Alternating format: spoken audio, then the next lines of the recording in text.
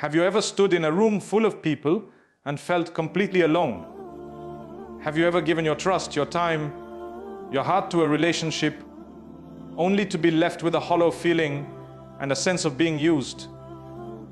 Have you ever watched someone smile to your face while you felt the daggers in their hand behind your back? If you have, then you know the weight of fake energy. You know the exhaustion of deciphering mixed signals. You know the pain of a betrayal that you sensed was coming, but hoped you were wrong about. But today I'm here to tell you something crucial. Stop straining your eyes in the darkness. Stop trying to prove what your soul already knows. The notion that Allah will expose every fake energy around you can, if we are not careful, be misconstrued as a call for a divine smackdown, a heavenly retribution that we can sit back and watch with a bowl of popcorn. We might secretly hope for the moment the mask slips in public, for the dramatic reveal that humiliates the one who wronged us, finally proving to the world and to ourselves that we were the wrong party all along. This is a very human desire, born from the raw sting of betrayal. But to view this profound divine promise through such a narrow lens is to miss its entire transformative power. The exposure of falsehood by Allah is not an act of vengeance orchestrated for our petty satisfaction. It is, in its deepest essence, an act of profound liberation for our own souls. Think of it this way: when you are trapped in a situation with fake energy, you are like a prisoner in a cell with invisible bars. The prison is the doubt, the confusion, the constant second guessing.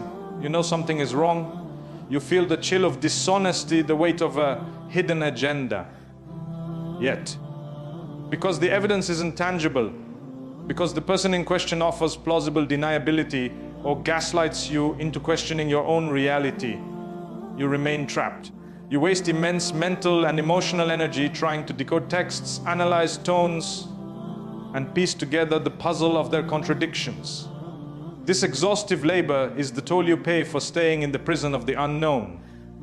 When Allah exposes the fake energy, it is not Him throwing a spotlight for an audience. It is Him handing you the key to your own cell. The bars become visible, the lock clicks open, and you are finally undeniably free. The truth, no matter how painful, is the key. The lie, no matter how comfortable, was the lock. This divine exposure is a form of protection so radical that we often fail to recognize it in the moment. We may even beg God to keep a toxic relationship together, to make a duplicitous business partner change their heart. We pray for the restoration of the faqir because the thought of its collapse is terrifying. We prefer the familiar prison to the uncharted wilderness of truth. But Allah, in His infinite wisdom, knows that a slow poison is still a poison.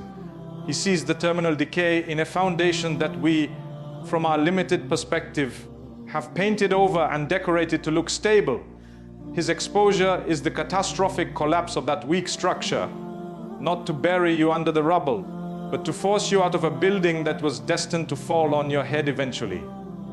The pain of the sudden collapse is acute, but it is far less than the slow, soul-crushing death of staying in a lie for years or decades. He is not punishing you by breaking something. He is saving you by stopping you from building your life on a fault line. This is where the crucial shift in perspective occurs from seeking vengeance to embracing liberation. Vengeance is obsessed with the other person. It requires their humiliation, their pain, their acknowledgement of wrongdoing. It ties your emotional state to their downfall. You are still in their orbit, only now you are orbiting their failure instead of their false promise. Liberation, however, is entirely about you. It asks nothing of the other person. It doesn't need their apology or their comeuppance. Liberation is the profound inner realization that you are no longer bound by their narrative, their deceit, or the cognitive dissonance they created. When the truth is revealed, whether through their own actions, an unforeseen event, or the simple, quiet clarity that time brings, the chains that bound you to that situation simply fall away. The energy you spent on vigilance, on pain, on repair, is suddenly returned to you. That energy is now yours to reinvest in your own growth, your peace, and your future. Imagine carrying a heavy, poorly packed suitcase for miles. It's awkward, It strains your back and it slows your progress. You don't know what's inside, but you were told it was essential.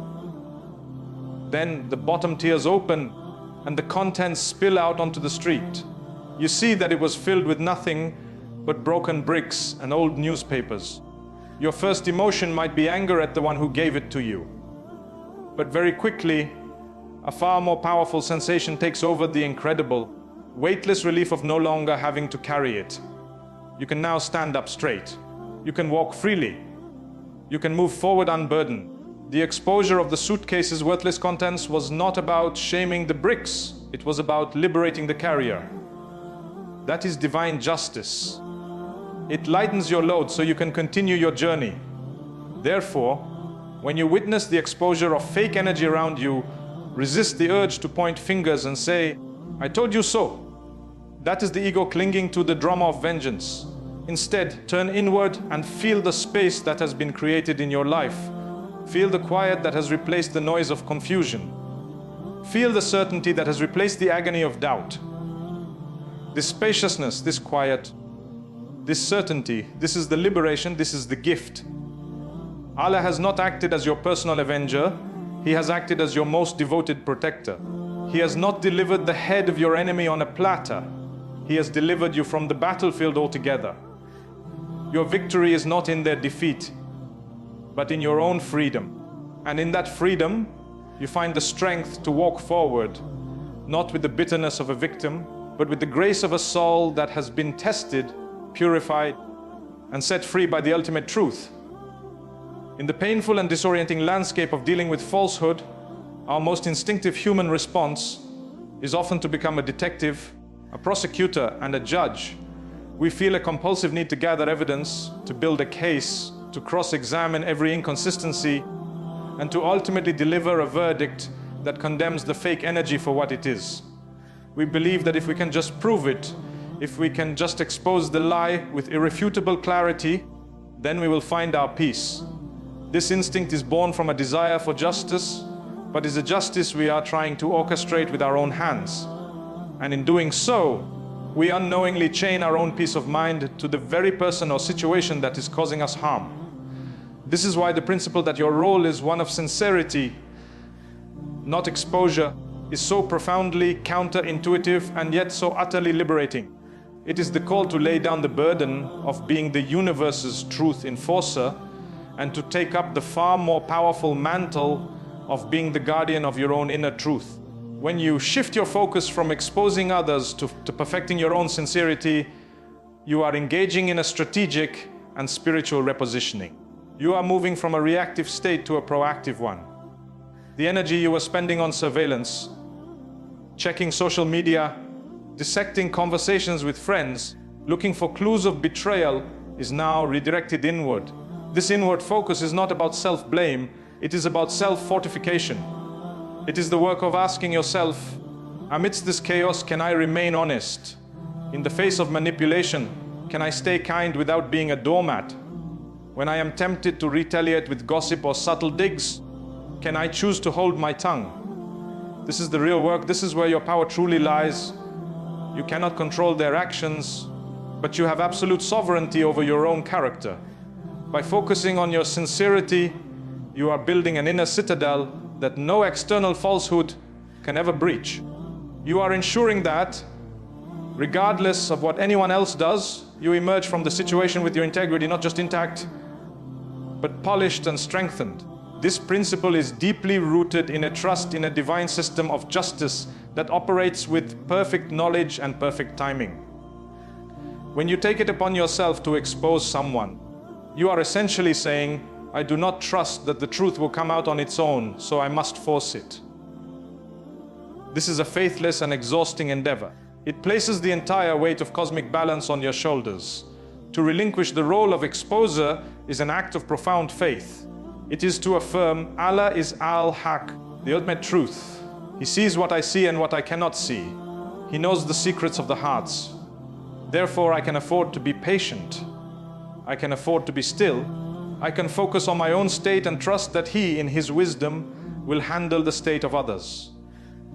This trust is not passive, it is an active and demanding form of surrender. It is the difficult work of calming your own frantic mind and heart when everything in you is screaming for confrontation and closure.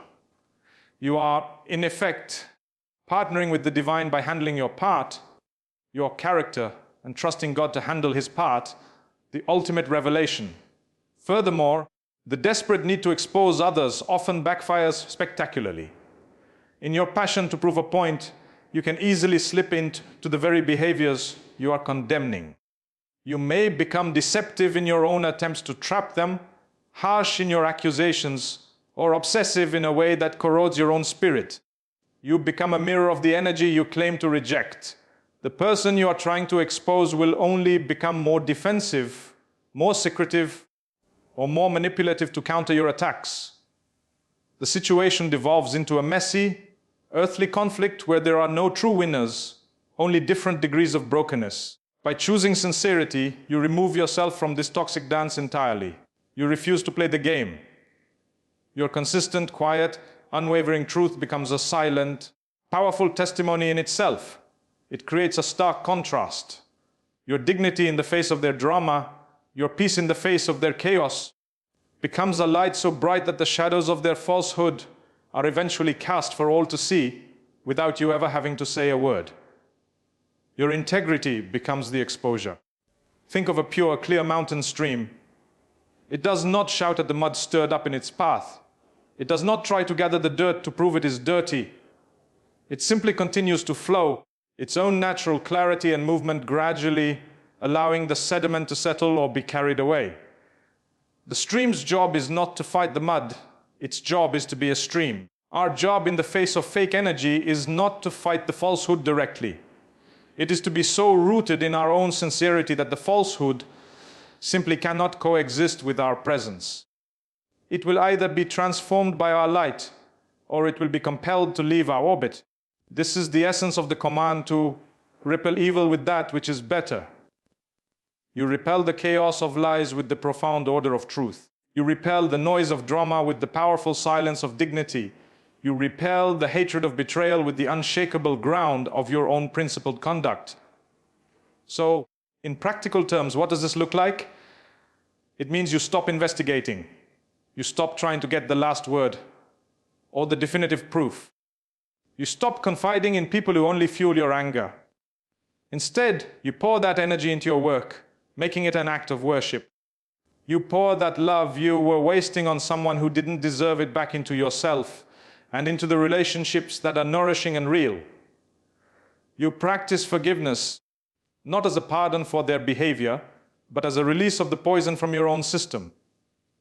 You make dua not for Allah to punish them, but for Allah to guide them and to grant you the wisdom to navigate the situation with grace. You focus on being sincere in your intentions, your words, and your actions. This is not a weak strategy. It is the most powerful and spiritually intelligent strategy available to you. You are not ignoring the problem. You are addressing it at the highest possible level. You are building a life so authentic and so firmly grounded that when the divine exposure does come, it will not be a moment of vindictive triumph, but a quiet, confirming nod. It will be the universe affirming that you were right to trust the process, right to focus on your own soul, and right to believe that the best response to fake energy is not more energy of the same kind, but the simple, unwavering, and ultimately unconquerable power of being real.